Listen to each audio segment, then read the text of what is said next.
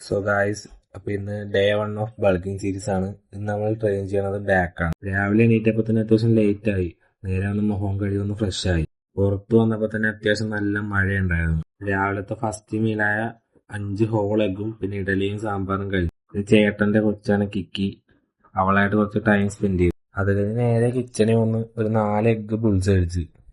ഞാൻ മെയിനായിട്ട് യൂസ് ചെയ്യുന്ന പ്രോട്ടീൻ സോഴ്സ് എന്ന് പറയുന്നത് എഗ്ഗാണ്. എഗ്ഗിന്റെ ഒപ്പം ഉച്ചക്കത്തെ മീലായ ചോറും കൊഴുവ വറുത്തതും കഴിച്ചു. ക്ലാസിക്കിന്റെ കുറച്ച് പോസ് കണ്ടു, എന്നിട്ട് കിടന്ന് ഉറങ്ങി. വൈകുന്നേരം റെഡിയായി ഇറങ്ങി. കിക്കു രാറ്റ തന്നു. ഇതാണ് ഗായ്സ് നമ്മുടെ കുട്ടപ്പൻ. നേരെ അവനായിട്ട് ജിമ്മിലായിട്ട്. ഷെയ്ക്കിന്റെ വീട്ടിൽ വന്നപ്പോൾ അവൻ കോട്ടൊക്കെ ഇട്ട് സെറ്റായി വന്നു.